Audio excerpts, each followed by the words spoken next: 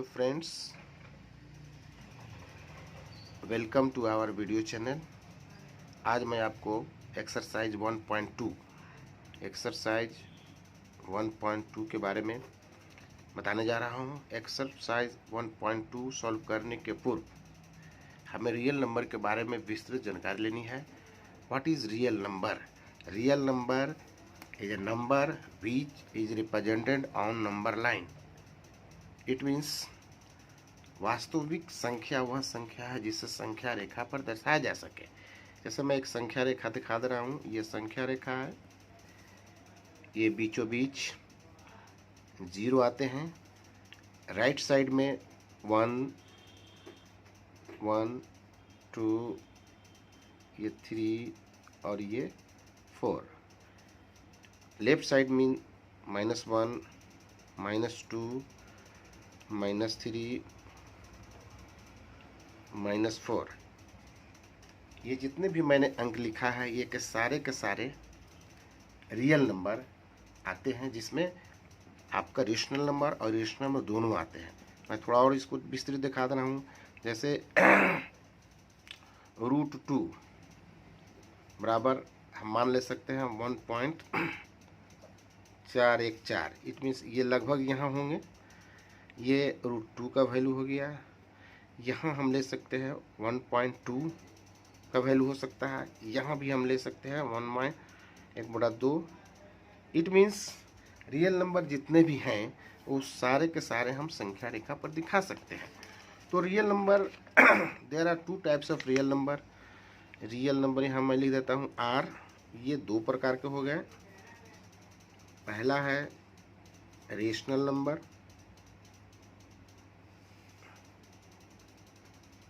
Rational, और ये है इरेशनल।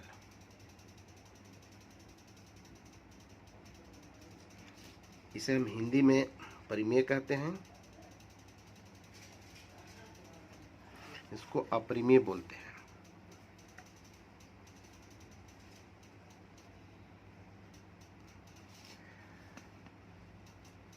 रेशनल नंबर इसे हम लिख सकते हैं, नंबर लिख देते हैं। रेशनल नंबर यानी परिमेय संख्या। परिमेय संख्या या rational number that number which is denoted by P by Q, which is denoted by P divided by Q, where P and Q are integers but Q not equal to 0. Example 0 1 2 3 4 1000 10,000 -1 divided by 2 3 by 4 1 by 12। ये सारे के सारे rational number है। अब पुनः मैं हिंदी में बोल देता हूँ। रेशनल नंबर वह संख्या है जिसे P by Q के रूप में व्यक्त किया जा सके, जहाँ Q बराबर नॉट इक्वल टू 0। एक एग्जांपल है 0 1 2 3 4 1000 2000 1 करोड़ 1 करोड़, जो भी लिखना चाहें आप इसे दे सकते हैं। वो सारे के सारे रेशनल नंबर है। Irrational number, the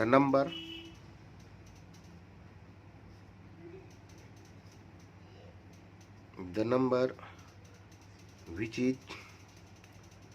is not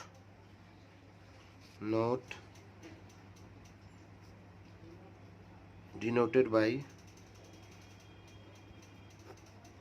P divided by Q is called irrational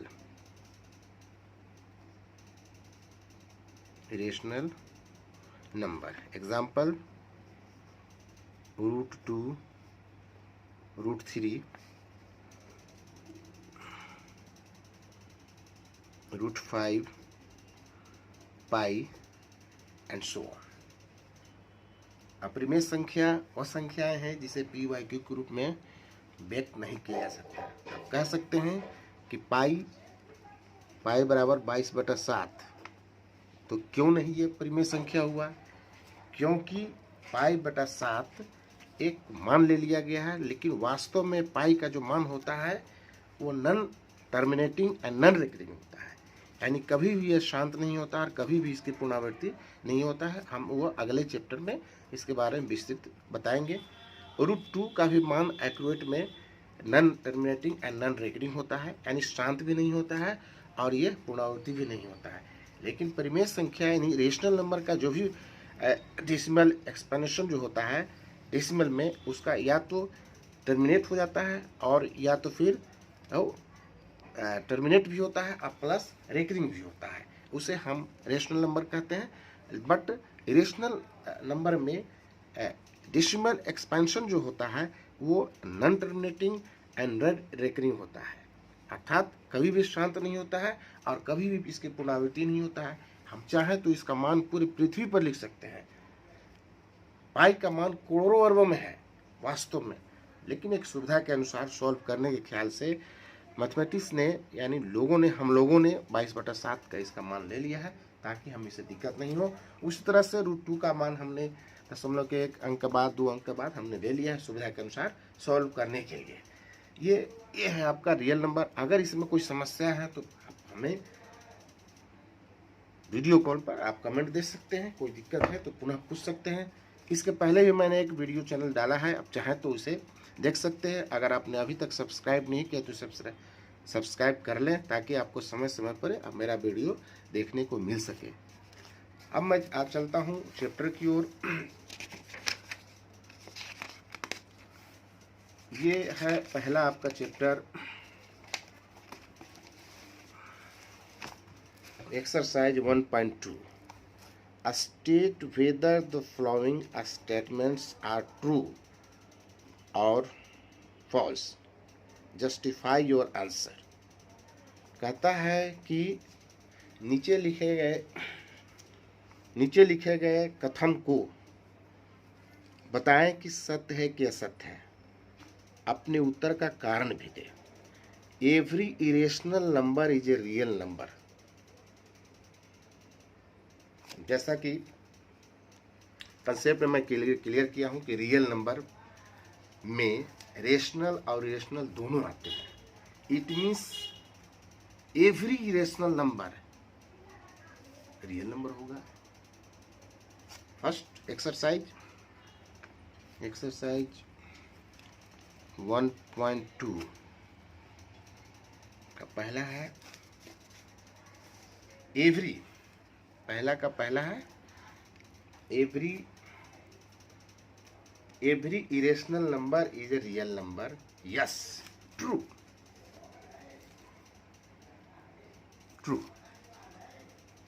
Because a real number is a collection of rational number and irrational number.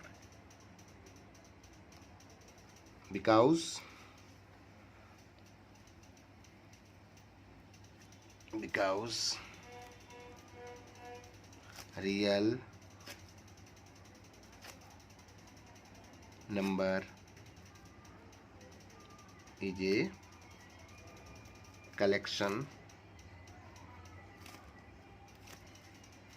collection of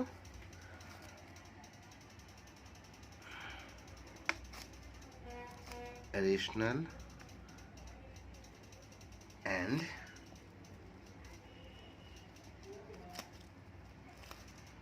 irrational numbers।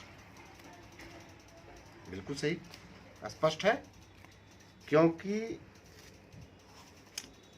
प्रत्येक अपरिमेय संख्या, हिंदी हुआ, प्रत्येक अपरिमेय संख्या real number है यानी वास्तविक संख्या है। तो यस, सत्य, क्योंकि रियल नंबर में इरेशनल और इरेशनल दोनों प्रकार के नंबर सम्मिलित हो जाते हैं। ये ट्रू हो गया। सेकंड क्या कहता है? every point on the number line is of the form of under root m, where m is the natural number। जैसा कि मैंने कंसेप्ट में ही क्लियर किया हूं कि प्रत्येक बिंदु नंबर लाइन का प्रत्येक पॉइंट प्राकृतिक संख्या के रूट स्क्वायर का मान होता है।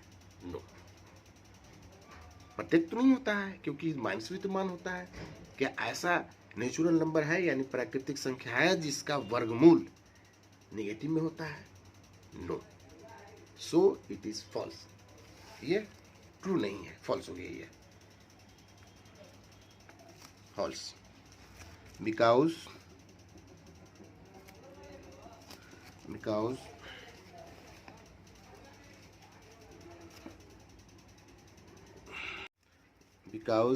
there is no a natural number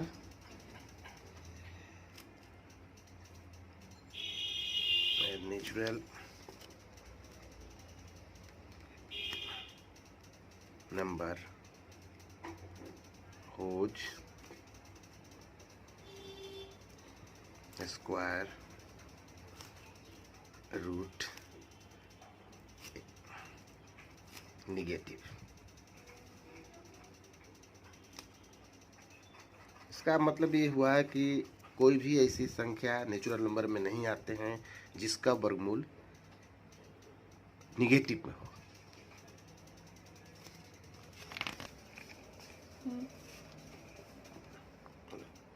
every real number is a irrational number. Every real number is a irrational number. No, false है ये। थर्ड है,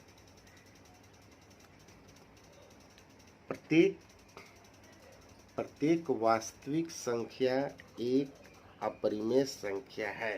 नो, फॉल्स हो जाएगा, false.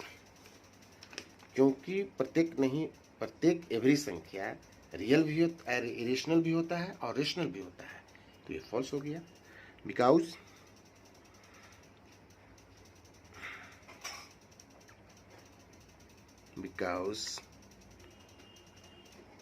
Real number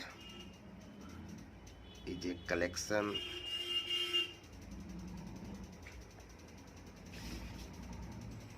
of both rational and irrational।